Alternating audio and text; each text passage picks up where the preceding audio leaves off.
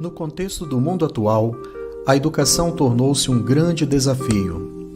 Apesar de todo o desenvolvimento intelectual e tecnológico, ainda há pessoas que têm fome, que se sentem sozinhas e que padecem das mais variadas dores, fruto do egoísmo e do orgulho da própria humanidade. Aprendemos pelo Espiritismo que o nosso planeta Terra é o nosso lar e também é a nossa escola. Estamos aqui para aprender a conhecer, aprender a fazer, aprender a conviver e aprender a ser. Por isso, se for bem compreendida, a educação constituirá a chave do progresso moral.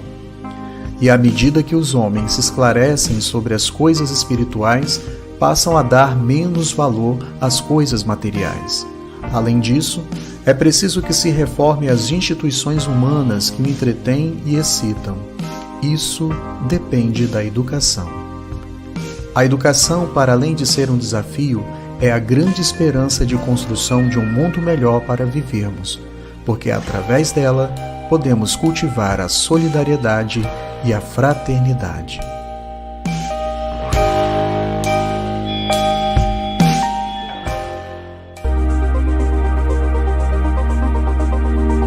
Participe da 16ª Semana Espírita organizada pelo 6º Conselho Regional Espírita nos dias 16 a 22 de agosto com o tema Educação para os Novos Tempos.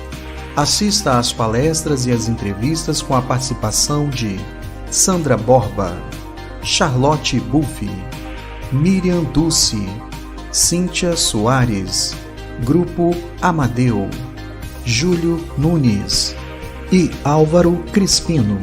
Acompanhe toda a transmissão ao vivo pela Rede Amigo Espírita TV, nos canais do YouTube e nas redes sociais Facebook e Instagram.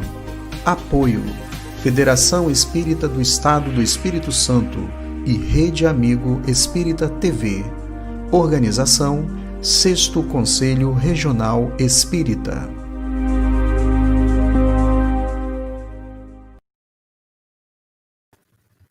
Olá, boa noite, amigas, boa noite, amigos do Ideal Espírita. Estamos começando o nosso 7º dia da nossa Semana Espírita do 6º Conselho Regional, aqui do nosso estado do Espírito Santo. Infelizmente, nosso último dia, mas um dia sempre alegre, festivo e animado, como todos os outros foram. Cheio de informação, cheio de reflexões importantes, com aquele gostinho de que, poxa, quero saber mais um pouco. É assim que tem graça, é assim que dá gosto, é isso que nós desejamos que cada um de nós possa levar desta semana. Aquela vontade de continuar estudando, continuar aprendendo o tanto que a educação, o tanto que o Espiritismo colaboram para essa era nova, para esses novos tempos do nosso movimento espírita e da implantação do bem na Terra.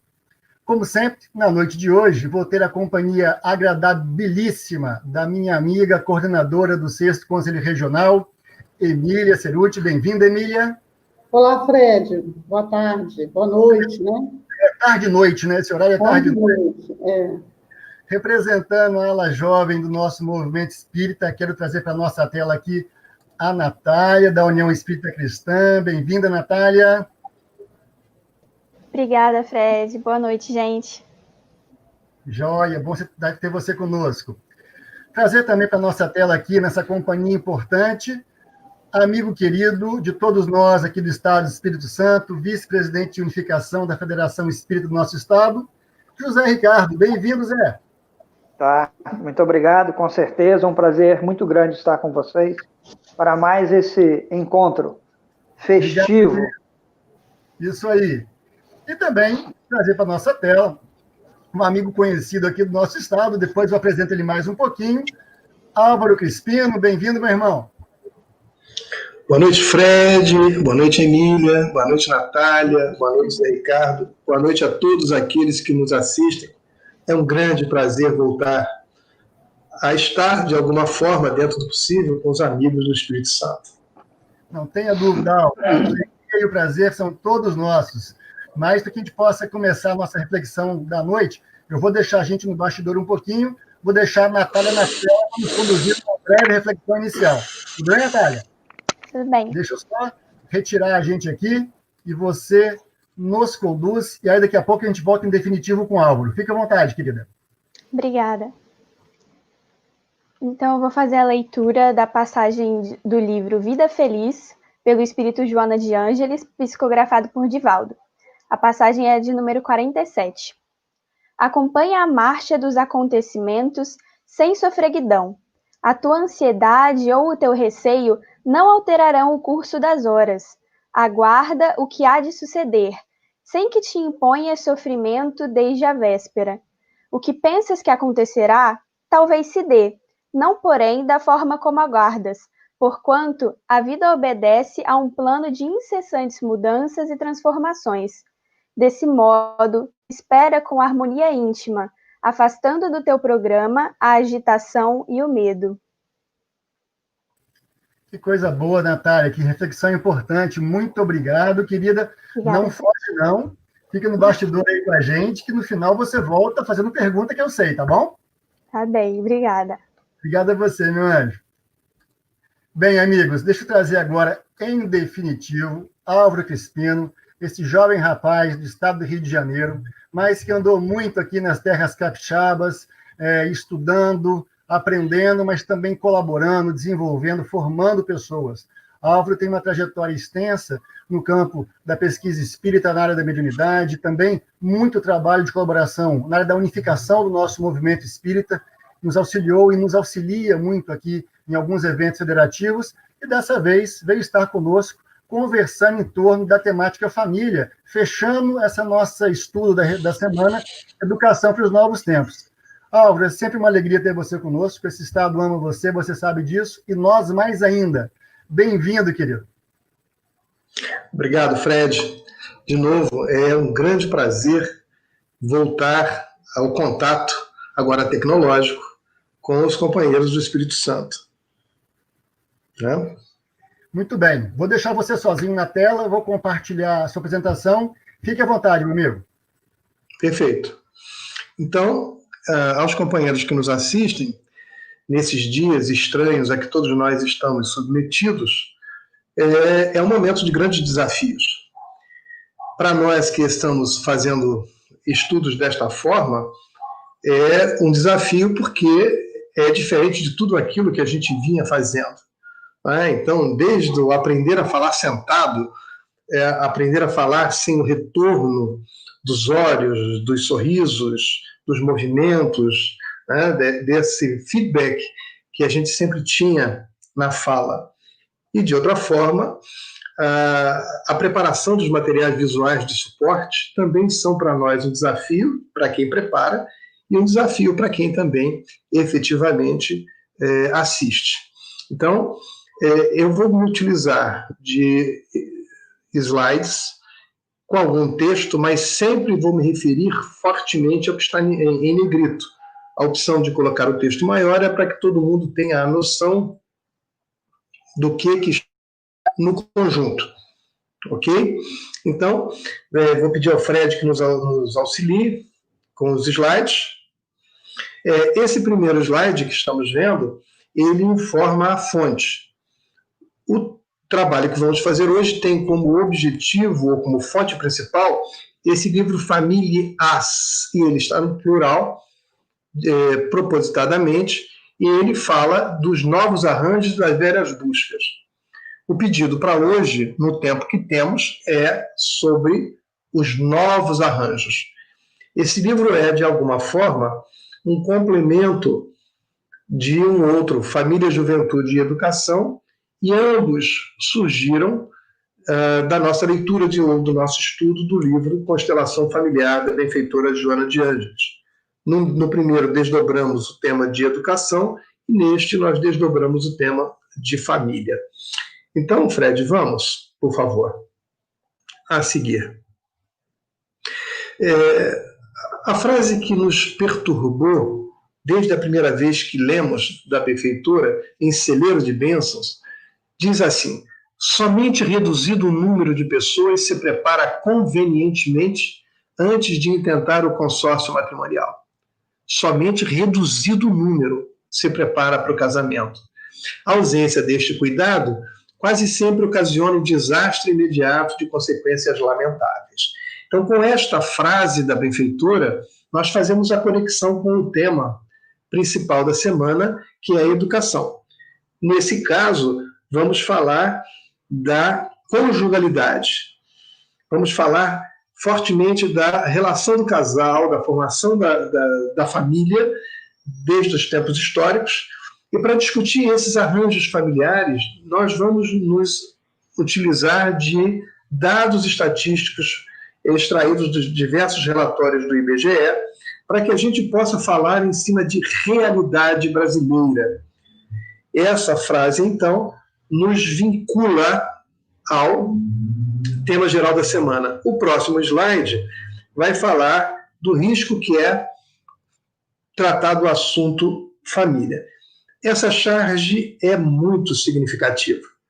Vocês podem ver que o rinoceronte é um belíssimo artista. Ele consegue reproduzir o mundo real nas telas com extremada qualidade. Não temos dúvida da capacidade artística do rinoceronte. Mas vamos perceber que toda a percepção do mundo real está diretamente vinculado à capacidade ou característica que o rinoceronte tem de perceber o mundo à sua volta. Nós somos assim também. Toda vez que observamos o mundo real e tentamos descrevê-lo ou avaliá-lo, ou de alguma forma sintetizar as ideias à nossa volta, nós o fazemos a partir da nossa capacidade de síntese ou da nossa capacidade de perceber o mundo real. A marca desse fenômeno está no fato de, em todos os quadros, todos muito bem pintados, tudo bem representados, temos a marca do chifre do rinoceronte. Então, quando falamos de família e de outros temas, não podemos esquecer que estamos sempre falando da nossa capacidade de percepção, da nossa história que nos ajuda ou nos permite perceber aquele tema. Então, que fique claro que a nossa proposta hoje não é de fazer transformações nos conceitos de ninguém. O que vamos fazer hoje é trazer informações contemporâneas, vamos trazer algumas informações históricas e vamos trazer algumas reflexões que os benfeitores espirituais nos apresentam, para ampliar a visão, para convidar a reflexão, jamais para impor este ou aquele modelo de família, este ou aquele conceito, porque, como falamos antes, este é um conceito que cada um de nós possui e ele tem história, ele tem raízes, ele tem concepções muito profundas. O que vamos fazer é convidar aquele que nos assiste a perceber alguns dados, algumas informações. Feito esse anúncio cuidadoso, vamos à frente. Esse quadro, ele reflete para nós o modelo dos arranjos familiares do Brasil contemporâneo. É um dado extraído do IBGE e ele vai levar em consideração 57 milhões de lares. À esquerda, no alto, nós vamos ter que 12% dos lares são unipessoais, formados por apenas uma pessoa, o homem ou mulher, 51%, 48%. 66% são formados por famílias nucleares. Então, nós vamos ter aí casal com filho, é um número bastante expressivo, mas vamos ter casal sem filho, e esses modelos familiares, esses arranjos, nós vamos desdobrar depois, comparando como é que eles se modificaram ao longo de 10 anos. Aqui vamos ter a quantidade de mães com filhos e depois vamos ter o terceiro, homens com filhos. Temos as famílias estendidas em quantidade, casal com filhos e outro parentes, mulher com filhos e outros parentes, casal sem filhos com parentes, e um número bastante reduzido de homem com filho e outro parente. E as famílias compostas é um número bastante reduzido, mas são modelos de casal com outras pessoas que não são parentes. À direita da sua tela, você vai ver os casais homoafetivos, que somam 60 mil no ano em que foi realizada essa pesquisa. Isso é o retrato dos arranjos contemporâneos de família no Brasil. É em cima deste fato, dessa contestação, que nós vamos, de alguma forma, desdobrar os nossos dados. Vamos adiante, Fred?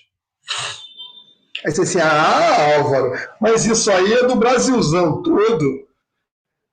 Tá bom, aquele é do Brasilzão todo. Este quadro fala de como é o desenho dos arranjos domiciliares para os espíritas e outras religiões também. A nós nos importa o dado da primeira fila, da primeira linha.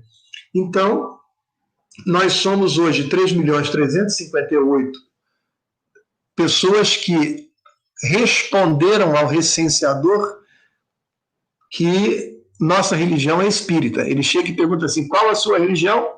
E nós dizemos espírita. Olha como se distribui isso. Casal com filhos, 49%. Casal com filhos e com parentes, 6%. Casal sem filhos, 14%.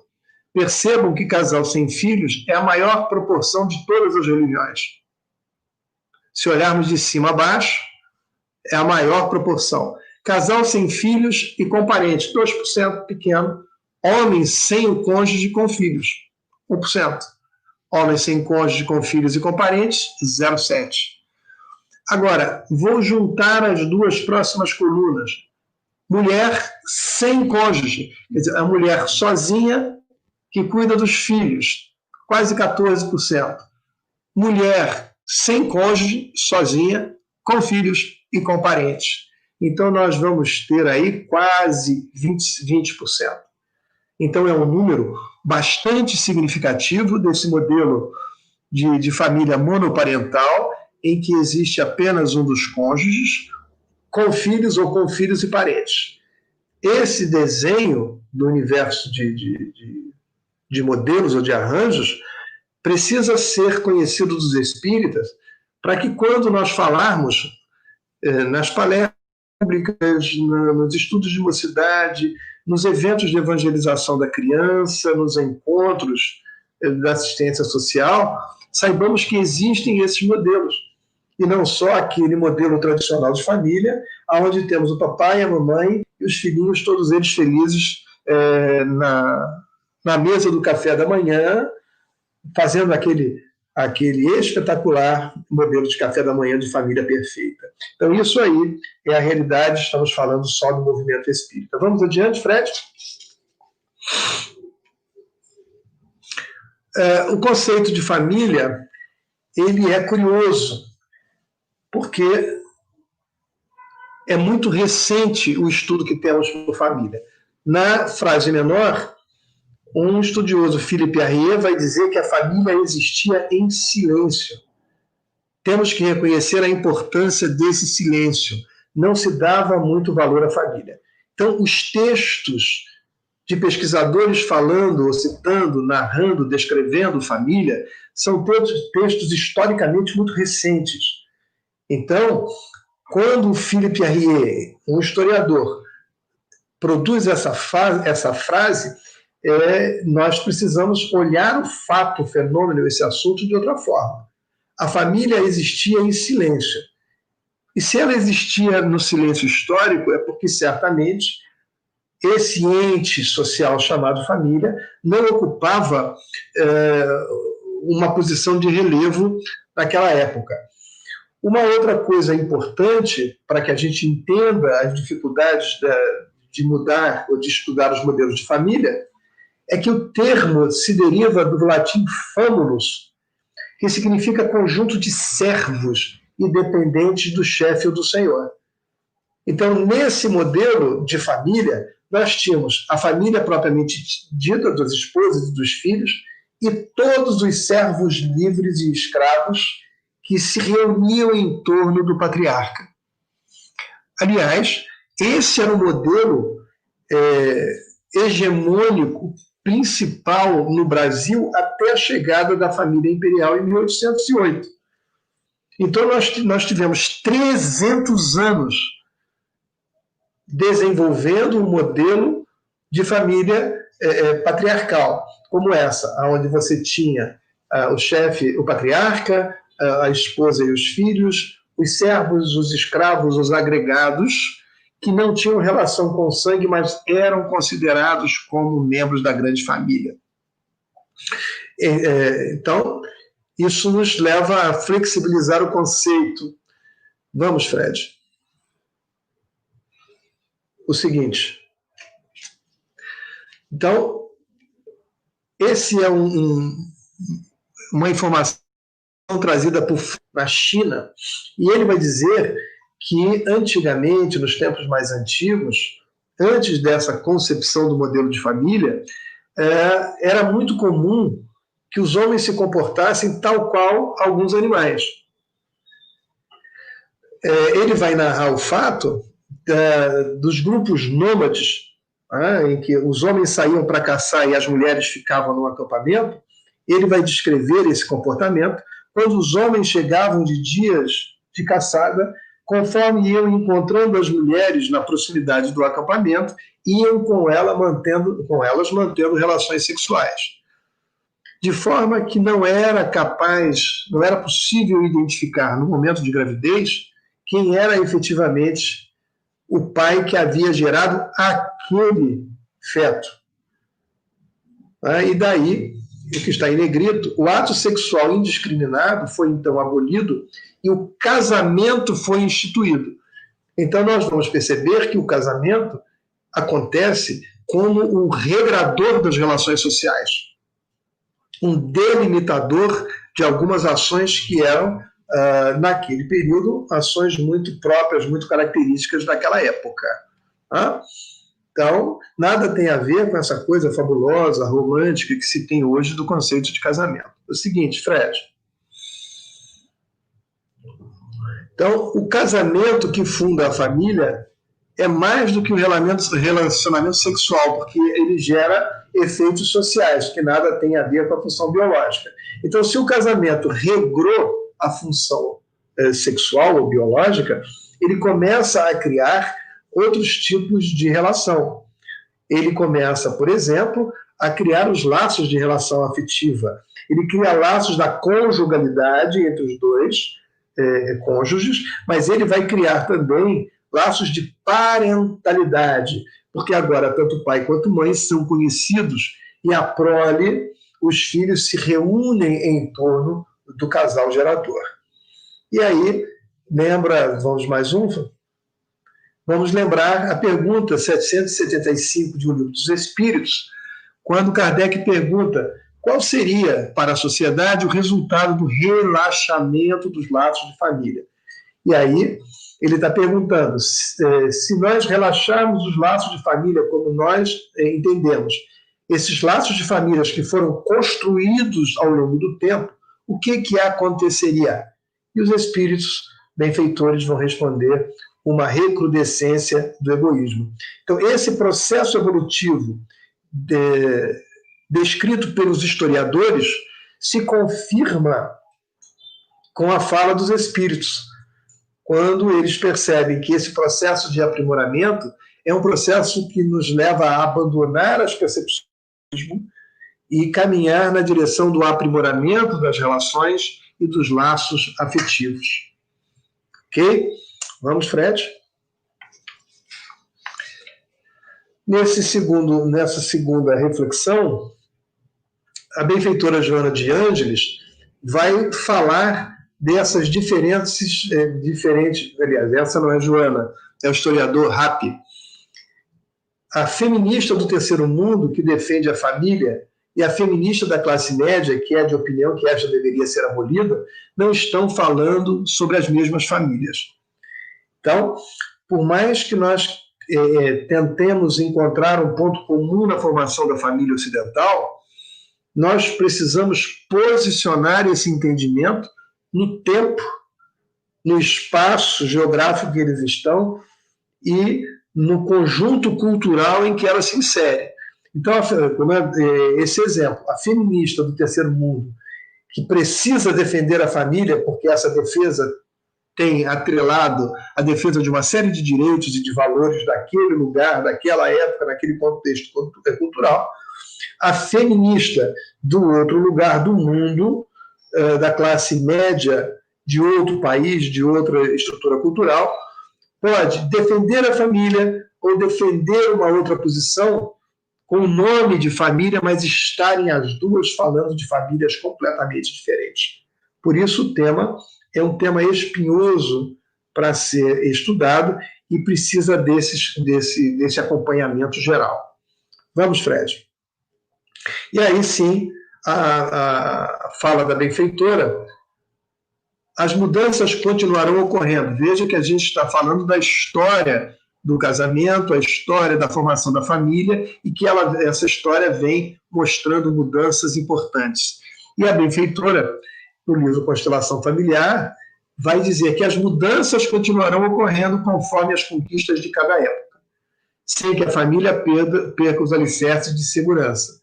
Fidelidade ao grupo, amparo recíproco, proteção como decorrência dos sentimentos de amor, preparando para uma união com as demais associações na identificação universal. Então, nós percebemos que quando os espíritos falam hoje do tema família, eles estão, na verdade, ancorados, amparados, eles estão coerentes com aquilo que se discute no campo da história da família, no campo da antropologia familiar, ou na sociologia da família. Então, essa frase da benfeitora, ela sintetiza exatamente esses itens que nós apresentamos anteriormente. Vamos. Agora, quero pedir a atenção de vocês, vou passar rapidamente, nesse modelo de arranjos familiares do ano de 2001 e do ano de 2011. Então, um casal sem filhos, em 10 anos ele cresce. Casal com filhos, em 10 anos, ele cai com valores importantes. Então, hoje nós temos um número bastante acentuado de casais que optaram por não ter filhos. Eles ficam nas relações da conjugalidade, mas não têm a experiência da parentalidade. E depois, quase estável o número de mulher sem cônjuge com filhos. Isso comparando num período de tempo de 10 anos. Vamos no seguinte? Aqui nós vamos perceber qual a participação de homens e mulheres nos modelos de família. No primeiro bloquinho, unipessoal. No primeiro da esquerda. Isso. Então, você veja que o número de famílias unipessoal formado por apenas uma pessoa, para mulheres é muito maior. Quando falamos no modelo cônjuge com filhos, para homens é extremamente maior. E isso nos dá o desenho de um modelo bastante forte, de um comportamento social bastante forte na formulação das famílias. O terceiro item é com cônjuge, é o casal com cônjuge e sem filhos. Homens muito mais acentuados do que mulheres. E percebam o quarto item, aquele modelo de família sem cônjuge com filhos. E o número de mulheres sem o cônjuge e com filhos é extremamente alto. Isso nos faz, de novo, refletir como é que nós encaramos o processo educativo nos nossos espaços de educação espírita, não só na casa espírita, mas também nas nossas relações familiares e sociais. Esse é o modelo da sociedade brasileira. o número de mulheres sem cônjuge e com filhos é extraordinariamente maior e vem crescendo. E aí temos dificuldade quando marcamos uma reunião de responsáveis na evangelização e a mãe não pode vir. Não pode vir muitas vezes porque ela é a única mantenedora do lar. Então, se as crianças estão em casa e ela tem uma reunião, ela só pode sair se alguém ficar com as crianças, então ela não pode ir à reunião. Aí ouvimos as pessoas assim, nossa, mas aquela mãe não veio, aquela mãe não comparece. Não comparece porque ela é a única adulta da família muitas vezes, e para deixar os filhos para ir à reunião, ela precisa de ajuda de terceiros. E aí temos de novo aquelas comemorações de Dia dos Pais, Dia das Mães, com esses modelos de formulação de família. Então, essas sínteses estatísticas servem para que a gente reflita sobre as nossas práticas e se elas são aquelas que melhor formam, educam, instruem e esclarecem as nossas crianças, os nossos jovens e os adultos nos espaços da Casa Espírita. Vamos adiante, Fred, por favor. Esse terceiro, ele vai falar das famílias recompostas. Muito curioso também, porque temos as combinações solteira com viúvo, 10 anos de diferença, de 97 a 2006. Solteiras casadas com divorciados, é uma recomposição de família. Esse número, esse modelo cresce bastante em 2006. Viúva com solteiro, viúva com viúvo, viúvo com divorciado e depois divorciada com solteiro. Então vamos ver os modelos de recomposição de família. E aí, nesses casos, vamos ter, em alguns deles, o cônjuge que já teve experiência anterior trazendo para a nova família os seus filhos. Filhos que vivem com ele ou com ela, ou filhos que, de tempos em tempos, frequentam a casa da nova família. E dessas famílias recompostas, desse modelo, desse arranjo familiar, é que nós vamos ter aquela frase bastante conhecida, os meus, os seus e os nossos filhos. Então, isso, nos tempos modernos, nos tempos contemporâneos, é bastante interessante, porque há algumas décadas atrás nós íamos ter dificuldade de perceber a possibilidade da família recomposta. Porque aqueles que eram desquitados eram impedidos de formar de forma formal uma família. Então, essa é uma conquista recente. Vamos adiante? Aí nós vamos ter uma reflexão religiosa sobre o casamento. E nós vamos extrair isso da Reforma Protestante. Em torno do ano de 1500, quando foi a Reforma. E na Reforma Protestante, o casamento deixa de ser um sacramento, como era historicamente na Igreja Católica, onde você tinha o selo sagrado no surgimento e na manutenção do casamento. Para os protestantes, o casamento era, na verdade, uma decisão leiga, realizada por adultos. Então, já não era mais a prece, mas a regulação moral da vida laica que vinculava o crente com Deus. Então, na igreja tradicional católica, histórica, nós vamos ter o casamento com aquele peso do que é sagrado. Então, a obediência que a mulher devia ao homem tinha ares sagrados. Romper um casamento era um problema sagrado. Por isso que os católicos eram impedidos de recompor famílias.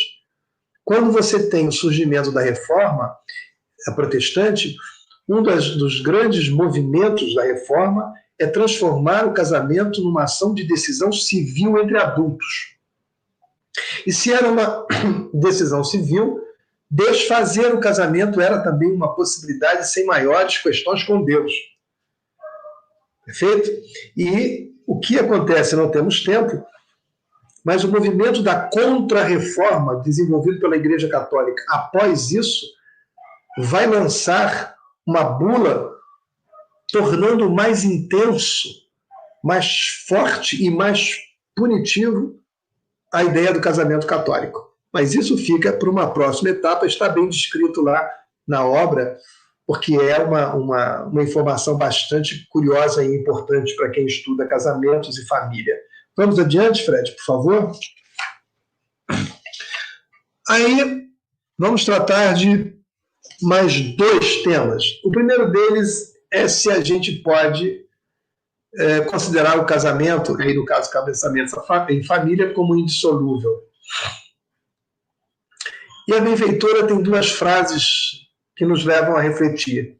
Felizmente, o divórcio veio terminar com a incômoda situação das uniões infelizes, facultando a transformação do tipo de relacionamento conjugal em outras expressões de consideração de um pelo outro parceiro. Então, ela vai dizer aqui que numa separação onde a união do casal, a conjugalidade é infeliz, numa separação honrosa ou honrada, como ela fala na obra, eu posso transformar essa relação, o relacionamento conjugal, em outras expressões de amizade e consideração.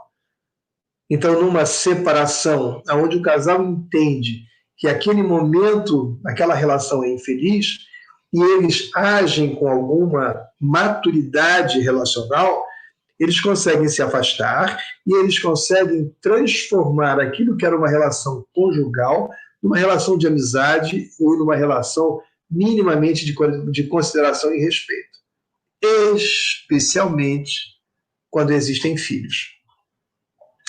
E ela vai também, em outra obra, dizer: se alguém não pode mais ficar vinculado a outro coração, é necessário que siga adiante, levando as lembranças felizes, enriquecido de gratidão por tudo quanto vivenciou, continuando o relacionamento agora sobre outra condição.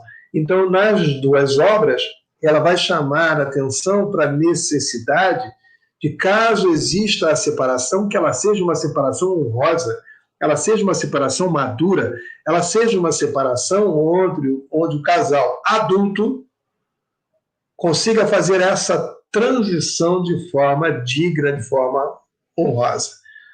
Né? Então, essa é a consideração sobre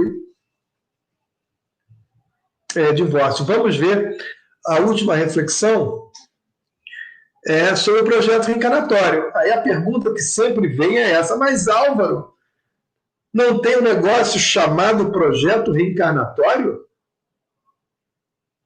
E nós responderíamos: sim, existe algo chamado projeto reencarnatório, que é muito bem descrito no livro Missionários da Luz, de André Luiz, terceira obra da sequência André Luiz. E, para nós, a melhor classificação do projeto reencarnatório é que é a nossa melhor relação custo-benefício. Quando nós encarnamos e realizamos o projeto, chegamos ao final da encarnação com o melhor custo-benefício. Alcançamos aquilo que podíamos de melhor, porque o projeto foi desenhado, foi planejado, levando em consideração as nossas necessidades educativas e os resultados que poderíamos ter naquele tempo. Agora, não é determinístico. É fruto de escolhas individuais. Eu tenho o projeto, mas quando eu mergulho no corpo, eu tenho um esquecimento. Ficam em nós as tendências, as ideias gerais, aquelas coisas que nos movem, que nem sempre são aquelas motivações que nós tínhamos na cabeça, claramente, quando mergulhamos no corpo. Muitas vezes somos levados pelo instinto, pelas experiências intensas do passado que brotam em nós para isso. Então, por mais que seja certo a existência do projeto reencarnatório, é certo também que todos nós, sem exceção, fazemos o exercício do livre-arbítrio, tanto na escolha casamento ou pela família, como também por desfazer os laços que nos unem a esta família ou a este casamento. Eu digo que no livro Plenitude, no capítulo 3, a benfeitora Joana de Ângeles tem, a nosso ver, a mais didática, a mais clara definição do que seja expiação, do que seja prova, e deixa bastante claro os limites desse exercício de livre-arbítrio para cada um de nós. Tendo a oportunidade, veja lá. Por fim, vamos falar da família. Olha o que ela vai dizer para nós. A família é organizada, a família antes da reencarnação, quando são eleitos os futuros membros que a constituirão, ou sendo resultado da precipitação e imprudência sexual de muitos indivíduos. Então ela já deu os dois caminhos para nós. Eu posso tanto no extremo formar uma família tal qual ela foi organizada e pensada antes da reencarnação, como eu posso iniciar um projeto de família a partir de um modelo de precipitação ou de imprevidência sexual, foi o exemplo que ela se utilizou, dos indivíduos. Mas sendo um ou outro, família é sempre o santuário que não pode ser desconsiderado sem graves prejuízos para que ele perturbe a estrutura. Essas eram as reflexões, e como nós, dentro do tempo que nós dispunhamos, e como nós começamos falando da relação entre o tema família e a educação, que é o tema geral do encontro que ocorre em Vitória, nós gostaríamos também de fazer um fechamento, uma síntese disso tudo, retomando a relação do tema que nos foi dado para exposição, para reflexão, e o tema geral do encontro, pedindo ao nosso querido Fred que apresente a última projeção, o último slide. Eis aí nosso esforço de síntese. Eis porque é necessário aprender-se a amar, porque, porquanto, o amor também se aprende aprimorando-se incessantemente. Mais um pouquinho? Mais um? Aprender a amar é urgente e é para hoje. Então, devemos devemos iniciar a nossa formação dos nossos jovens, das nossas crianças, dos nossos filhos, para o exercício da formação de família. Naquele conjunto de modelos possíveis, porque nós gastamos um tempo importante mostrando os modelos de família em terras brasileiras. E a escolha desses modelos, com alguma serenidade, com alguma leveza, pode fazer diferença na instituição de uma família feliz. Precisamos ensinar que todos nós precisamos nos preparar para a formação da família. E, por fim, o exercício de amar, o aprendizado do amar, pode ser aprendido. Precisamos estabelecer as etapas para que nós aprendamos a amar. Porque amar, no mundo em que vivemos, como está aí, é urgente. Aprender a amar é urgente. E aprender a amar não é para amanhã, não é para depois, não é para o futuro, não é um projeto de futuro. Aprender a amar é um projeto para hoje, é um projeto para agora, neste momento. Muita paz.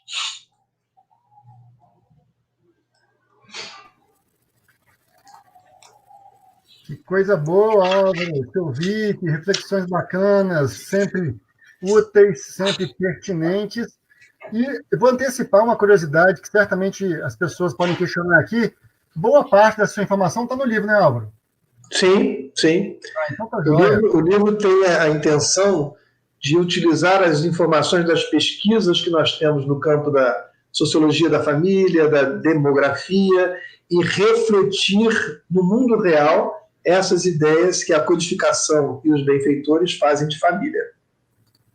Muito bacana, muito oportuno. Deixa eu trazer para a tela aqui agora nossa representante do movimento jovem, conversando com você de jovem para jovem, ok, Álvaro? Opa, me sinto muito bem representado. Muito bem, Natália, vou te passar a palavra, fica você batendo papo com o Álvaro um pouquinho aí, tá bom, querida? Tá bom, obrigada. Queria primeiro parabenizar e agradecer pela exposição Obrigado. tão leve, tão bacana. E vamos para a pergunta. Eu queria saber, a partir da ampla experiência que o senhor tem com o movimento espírita, como você percebe o preparo das instituições espíritas para o acolhimento dessas famílias em seus diversos arranjos, dentro de todas as atividades do centro?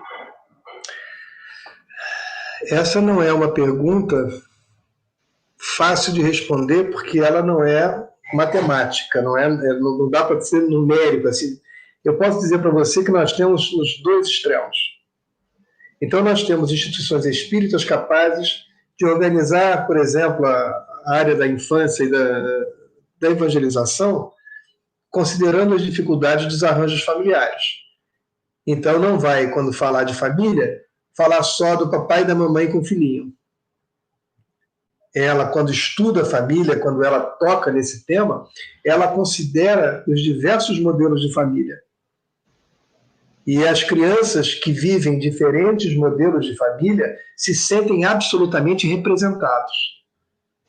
Se assim, este modelo, isso que está falando é a minha família. Ou então, se assim, lá em casa é assim. Então, isso existe. Mas temos, por outro lado, também alguns agrupamentos espíritas, agrupamento das pessoas, dos espíritas, que são absolutamente resistentes ou têm muita dificuldade de conviver com novos arranjos familiares. Como, por exemplo, os casais homoafetivos. Veja que nós estamos usando o termo casais homoafetivos e não homossexuais. Porque quando se utiliza homossexuais, já se dá a ideia de uma coisa mais material, mais concreta, e nós estamos falando da formação de afetividades. Então, esse é um tema que está no outro extremo, muito difícil de ser seguido. Então, nós estamos hoje falando de, por exemplo, adoção por casal homoafetivos, e temos grandes resistências. Os movimentos mais conservadores não só resistem, como são muitas vezes violentos, inclusive com aquelas pessoas que se dispõem a esse tipo de ação altruísta e afetiva, como também com as crianças. Então, eu posso dizer para você que nós temos hoje o espectro de um extremo ao outro. Certo? Obrigada. Que ótimo, Natália, obrigado. Ótima pergunta, bem pertinente mesmo, para esses tempos novos, né? Vou trazer agora o Zé Ricardo para a tela. Natália, você não foge não, que eu acho que você vai fazer mais uma pergunta hoje ainda. O tempo vai permitir, tá bom, querida? Zé, bem-vindo à conversa, nobre amigo. Fique à vontade aí para dialogar com o Álvaro, tá bom? Libera seu som aí. Seu microfone está bloqueado, Zé. Na tela, deixa eu ver se eu consigo desbloquear aqui você. Peraí. Você tem que clicar na sua tela aí, Zé, para desbloquear. Ainda embaixo à direita. Acho que ele está no celular. Vamos ver, Zezinho. Agora. Apareceu. Valeu? Isso aí. Tudo bom. Álvaro, de novo aí, nossos parabéns pela... Você tem um excelente poder de síntese, hein? Obrigado. Mas olha só, dentro de todo o contexto que você abordou, eu gostaria de que você nos fizesse alguns apontamentos sobre o seguinte aspecto. Nesse primeiro momento, eu não vou pegar um livro seu. No livro Estude Viva, nós temos no capítulo sobre espíritas em famílias não espíritas, em que o Emmanuel, em dado momento, propõe o seguinte: cônjuge difícil, pais incompreensivos, irmãos enigmas ou filhos problema, constitui na Terra o corpo docente, eu destaco, de que necessitamos na escola familiar. Com eles e por eles, é que avaliamos nossas próprias claudicações de modo a corrigi-las. Logo adiante, ele diz o seguinte: mas porque estejamos vinculados a alguém, não estamos constrangidos à insensatez que esse alguém se decida cultivar. O drama do relacionamento conjugal ou familiar, de maneira mais ampla, é uma marca natural na existência humana. Eu traria a seguinte pergunta: como conciliar os dois apontamentos em aparente contradição, considerando os tempos modernos, o alto valor que se dá ao impositivo da liberdade de expor pensamentos, emoções, sentimentos e da busca dita legítima de ser feliz? Será que a palavra-chave seria uma melhor compreensão de liberdade? Não sei se eu fui claro. Foi. Pô, você ainda diz que é meu amigo, hein? Sou seu amigo. Nossa! Eu não sei se a palavra-chave aí seria liberdade. Acho que a palavra-chave talvez seja conceito de felicidade. Porque, primeiro, nós não estamos nas famílias por acaso. Certo.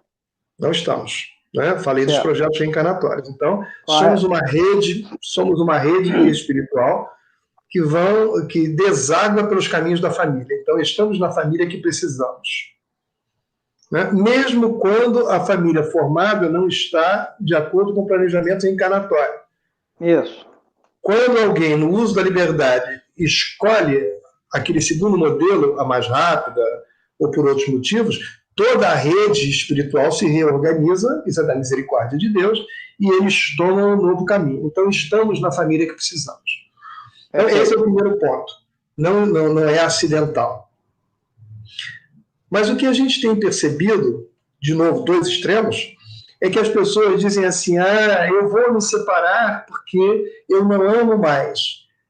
Aí eu amo fulano ou fulana, porque para ele sentir um negócio dentro de mim, sentir um fogo dentro de mim, então eu vou largar isso e vou para lá. Então o conceito de felicidade é o conceito desse fogo ardente que tem. É o que nós estudamos lá, um psicólogo social que estuda muito isso, Jablonski, e ele vai dizer do amor-paixão, que é um amor que fala assim, e depois ele cai. Diferente do amor companheiro. Então, os jovens, por exemplo, quando dizem, o que você quer no casamento? Eu quero um negócio que arda dentro de mim. As pessoas mais maduras, quando são consultadas nas pesquisas, o que você espera do casamento? Aí ele fala do amor companheiro, fala de um amor fraterno, ele fala do amor estável. Então, o problema do conceito de felicidade é que pode levar a pessoa a largar uma casa instável por um fogo de paixão num determinado momento. Então, para mim, o conceito chave é o desconhecimento do que seja efetivamente felicidade, de um lado. E no outro, é aquela pessoa que diz assim: eu detesto esse meu marido, eu detesto essa minha mulher. Então por que você está com ele? Porque eu vou ficar com esse miserável até o final. Eu odeio ele, mas eu vou queimar tudo nessa encarnação. Aquele miserável nunca mais vai me ter. Então já passou da fase da relação com dignidade. Quando a pessoa diz que odeia o seu cônjuge e vai ficar com ela ou com ele para não pagar na próxima encarnação, ele já cria vínculos. Porque assim como o amor vincula, o ódio também cria vínculos. Certo. E nesse extremo está aquela mulher, por exemplo, que sofre ameaças físicas ou sofre agressões físicas do marido e não tem a coragem, ou muitas vezes é impedida pelas pessoas no entorno, mas você vai perder sua encarnação se largar, e ela o mata, ou ele a mata no exercício de feminicídio, porque a relação passou do nível da dignidade humana. Então, precisamos entender em que momento nós estamos ainda na relação de construção digna, na dignidade humana, construindo e diminuindo arestas, e quando passamos desse limite e afrontamos a dignidade humana. E aí, colocando, inclusive, em dúvida a segurança física dos cônjuges e, muitas vezes, dos próprios filhos. Como no caso das pandemias, nós tivemos um aumento assustador de feminicídio. É verdade. Tivemos nesse... Por quê? Porque as famílias estão contidas.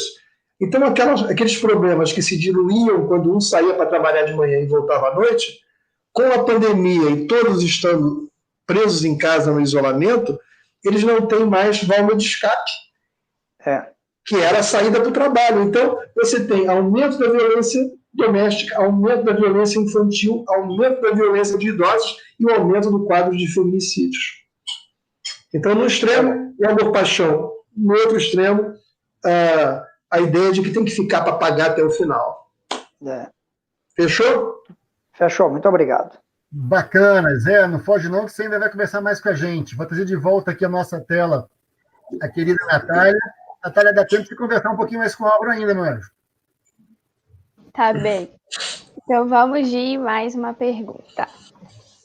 Existe uma música que é muito famosa no movimento espírita capixaba, que chama Sou Mais Família, que foi tema de um MS, cujo tema era família. E tem uma frase dessa música que serviu de inspiração para a minha pergunta. A frase é a seguinte: se o mundo muda a família muda o mundo se ela quiser mudar. Nesse sentido, de que forma a família, nos seus diversos arranjos, poderia, através da educação, que é o tema da nossa semana, promover essa mudança, auxiliar a construção de novos tempos e a nossa caminhada em direção ao mundo de regeneração? Como a família pode fazer isso? Bom, então, primeiro, a gente tem que considerar que o mundo está mudando a família. Né? Na nossa primeira obra, a gente vai deixar claro e mostrar historicamente que os grandes avanços nos direitos da família não se deram de dentro para fora. O direito à pensão da mulher divorciada, o direito à pensão das crianças, o direito da mulher trabalhar, nenhum direito conquistado pelas mulheres, por exemplo, ou pelas crianças, surgiram porque as famílias foram a público e lutaram para que isso fosse reconhecido pela legislação. Foi, na verdade, uma discussão nos espaços de política e nos movimentos sociais externos à família que mudaram a legislação e foram oferecendo direitos da própria família. Então, o mundo muda a família. O mundo muda a família. Como foi aqui no caso do direito da lei do divórcio. Então, sempre houve junção, casamento e separação. Mas aquele que se separava, a mulher, não tinha direitos, não tinha proteção, não tinha nada, até que veio a lei de... Meu Deus, veio a lei do divórcio. Veio porque a mulher merecia, ela tinha direitos que não eram atendidos. Então, o mundo muda a família. Agora, a sua pergunta é como a família muda o mundo. A família muda o mundo sendo a célula básica da sociedade, porque um dos conceitos de família é a célula da sociedade, e ela retorna para o lar, se organiza, cultiva valores, cultiva ideias e sai para o mundo. Então, quando eu saio e sou um homem de família, e sou um ser social, um ator social, em que eu vou difundir os meus valores, eu vou difundir as minhas ideias, eu vou tomar decisões sociais a partir do que nós conjugamos na família, isso é um resultado.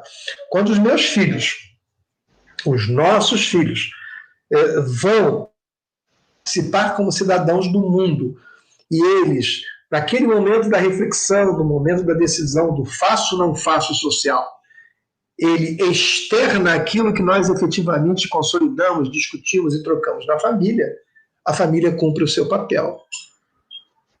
Porque é muito fácil todo mundo querer ser um grande herói. Quero ser um herói transformando o mundo.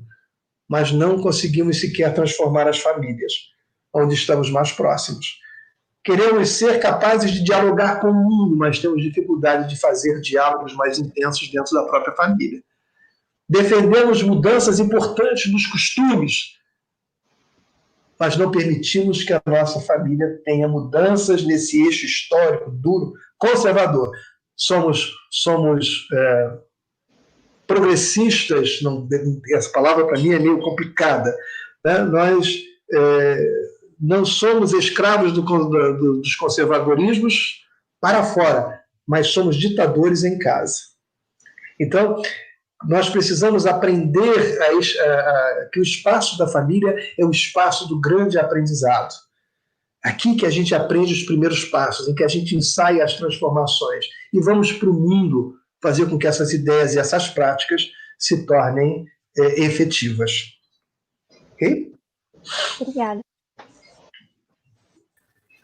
Tá vendo que o nosso nível de pergunta é assim, né, Álvaro? Tá vendo o que está vindo aí dessa cidade? Cara? Nossa, se eu vou sair daqui moidinho. Olha, você só não vai sair mais moidinho, meu amigo, porque o nosso tempo não permite. A gente adoraria estar conversando aqui sobre essa temática, a forma atual, como você trouxe esse tema para a gente, a necessidade de conversar sobre esses assuntos. Alguns assuntos a gente não gosta muito de ser cutucado, mas é necessário conversar sobre. Então, a nossa semana tem um pouco dessa intenção também. Levantar alguns assuntos para que a gente possa continuar conversando nos estudos de casas espíritas, no estudo de eventos das regionais ou da própria federativa. Enfim, esse é um assunto que começa agora, Educação para os Novos Tempos, mas não termina enquanto efetivamente não estivermos prontos para vivermos os tempos novos, né? Se assim a gente pode jogar com as palavras. Né? Então, a gente quer agradecer a você, a Natália, a Emília, o Zé Ricardo, para essa semana. A gente vai deixar o Zé nos conduzir em encerramento e depois a gente volta para as nossas palavras finais aqui, tudo bem? Zé, fique à vontade, meu irmão, para dialogar conosco e nos conduzir em prece. Ué, mas não é 2 perguntas para cada um nessa, não? Se desse, Zé, eu adoraria, mas a gente tem esse negócio de horário, é um problema sério, meu irmão. Não é o problema. Ele deixou a pior para último. E a misericórdia divina me salvou. Em cima do livro dele. Mas tudo bem. Eu vou guardar para a próxima. Zé, olha só. Quer fazer? A gente faz mais breve. Não. Faz aí, Zé. Olha só, a gente tem aqui, deixa eu ver, 2 minutos. Eu vou gastar 3 ou 4 para fazer a pergunta, então deixa. Olha, é covardia, Zé. Covardia. Não, mas foi muito rico, evidentemente. Talvez, certamente, a resposta dele acrescentaria, mas nenhum prejuízo. Renovo aqui, inclusive, o agradecimento pela minha participação, mas também, principalmente, em nome da nossa Federativa Estadual, que, com certeza, tem aí no sexto CRE um representante legítimo do nosso movimento e, ao longo do tempo, tem feito um trabalho excepcional, com a presença, desse ano, de vários expositores aí, de extraordinário valor, né? E que, se a gente diz que pena, que triste que está acabando, mas eu diria que bom, que alegria tivemos em ter o nosso estimado Álvaro fechando com chave de ouro para nós. Sempre muito bem-vindo, muito querido pela sua fala muito lúcida e com muito apreço também. Mas eu valorizo muito essa lucidez que você pontua, que a gente precisa. Muito obrigado.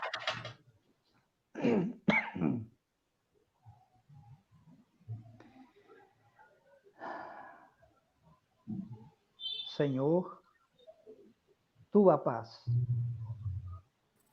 Como agradecer-te, Mestre, as bênçãos destes dias. Foram lições preciosas que nos chegam, ampliando a nossa possibilidade de aprender mais para servir melhor. O tema deve ser ponto de honra do nosso cotidiano. E a família espírita do Estado do Espírito Santo, particularmente do nosso 6º Conselho Regional, se alegra. E pedimos, Mestre, que não fiquemos apenas embevecidos com as lições, com a mágica da arte que nos encantou, mas que possamos ter calado fundo em nossos corações essas mensagens que foram aqui citadas, que possam servir de norte para o nosso passo ainda incerto. Que aonde estivermos, Senhor, na intimidade do lar, no templo espírita, ou no grande ambiente social, possamos fazer valer as lições do Teu Evangelho sobre a lúcida mensagem da doutrina espírita. Guarda-nos todos em Tua paz. Abençoa os trabalhadores da hora e ajuda-nos a dar ainda que uma contrapartida miúda, singela, do nosso esforço individual ou coletivo na grande construção da humanidade feliz de amanhã, que já chega. Tua paz e que assim seja. Meus amigos, minhas amigas, todos nós que acompanhamos a 16ª Semana Espírita do 6º Conselho Regional, só temos a agradecer a todos que nos acompanharam pelos canais da Rede Amigo Espírita do YouTube, do Facebook, nos dando, então, condição de conversarmos com as casas que compõem a nossa região, tirando um pouquinho dessa saudade que a pandemia nos fez ter nesses instantes, mas também refletindo sobre a importância desses momentos em nossas vidas. Somos gratos, especificamente no dia de hoje, ao Zé Ricardo, à Natália, ao Álvaro. Álvaro, tem um povo do Rio de Janeiro mandando beijo para você aqui. A gente revidamos com muito carinho. Isso, revide os beijos. Um especial abraço à nossa companheira Emília, que coordena a gente no Sexto CRE, que fez um trabalho tão próximo com todos os dirigentes. Uma coisa interessante nós comentarmos a título de encerramento. Várias ou todas as casas suspenderam as suas atividades online nesses horários para ficar por conta da nossa semana. Que legal. Então, infinitamente grato a esse momento, a todas as casas. Emília, pelo seu esforço, o corpo a corpo do telefone, do WhatsApp. Que bom, realizamos um sonho que parecia ser muito difícil, porque nada é impossível, mas está realizado. Foram 7 dias memoráveis, maravilhosos. Nós só temos a agradecer a esse instante. Vou deixar você despedir, Emília, para a gente poder desligar a transmissão. Ok. Eu quero agradecer de antemão ao Álvaro, né, que esteve aqui conosco, ao José Ricardo, representando a nossa federativa, a Natália, representando o nosso jovem aqui na Semana Espírita, nesta data de hoje. E quero agradecer muito aos nossos amigos das casas espíritas, na pessoa dos presidentes e representantes das suas casas, que nos apoiaram neste evento durante toda a semana. Então, meu muito obrigada, e vamos agora encerrar e pensar na próxima semana, porque eu penso que esse modelo veio para ficar. Então, um grande abraço a todos, e muita gratidão da nossa parte. Valeu. Amigos, beijo grande. Até breve, se Deus quiser. Muita paz. Tchau, tchau.